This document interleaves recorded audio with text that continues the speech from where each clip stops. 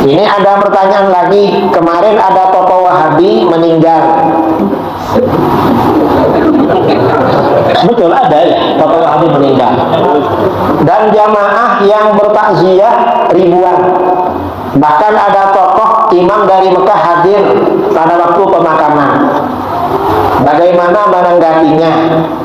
Apakah dengan demi banyaknya yang bertakziah menjadikan orang tersebut berada di jalan yang benar? Ini memang ada pernyataan Imam Ahmad yang disalahpahami sama Wahabi.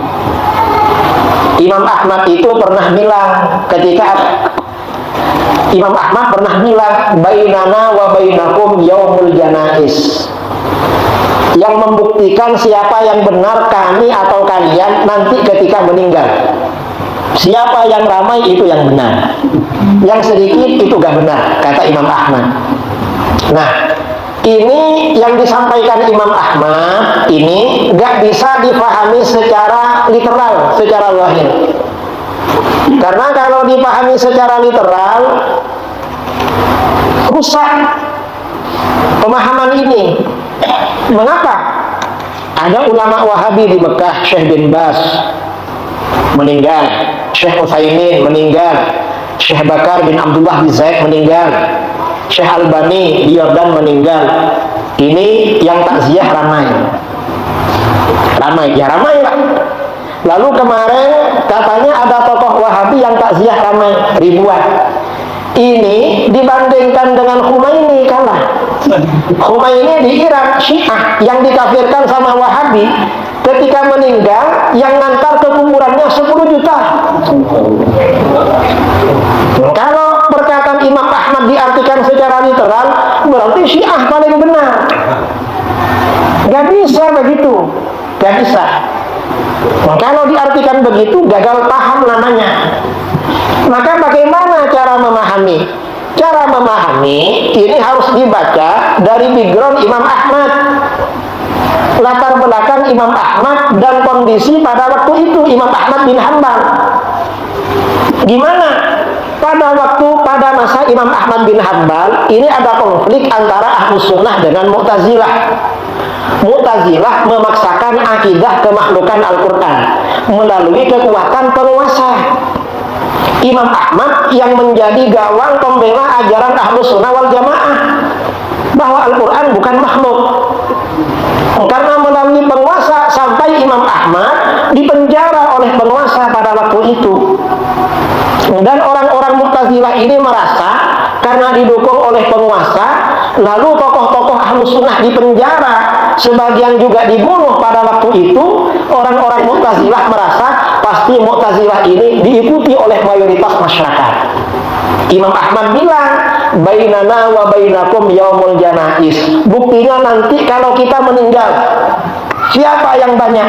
Begitu Imam Ahmad meninggal, akhirnya apa? Yang takziah itu diperkirakan 1 juta. Waktu itu masyarakat Baghdad gak ramai kayak sekarang. Artinya kebanyakan Muslim, karena kebanyakan memang Ahlus Sunnah, gak menampakkan secara diam-diam takziah ke Imam Ahmad.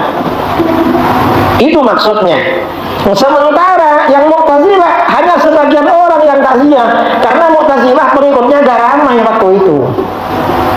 Jadi ini kondisinya dengan Imam Ahmad. Kondisi disesuaikan dengan keadaan Imam Ahmad ini. Dan ini juga harus dibaca dari latar belakang Imam Ahmad. Imam Ahmad ini tokoh Ahlus Sunnah wal Jamaah, dan pastinya beliau tahu dengan hadis tanda-tanda Ahlus Sunnah. Apa tanda-tanda Ahlus Sunnah? Di dalam hadis, misalnya hadis riwayat Ibnu Majah dari Anas bin Malik radhiyallahu anhu, Rasulullah SAW bersabda, Innallaha la yajma'u ummati ala dhalalah. Sesungguhnya Allah tidak akan menghimpun umatku di atas kesesatan.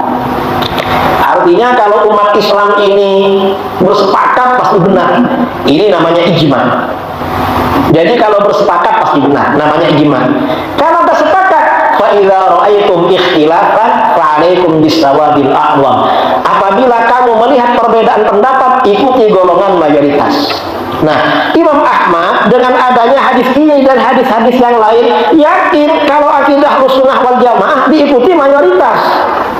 Terbukti apa? ketika Imam Ahmad wafat, mayoritas penduduk Baghdad datang bertaziah pada beliau.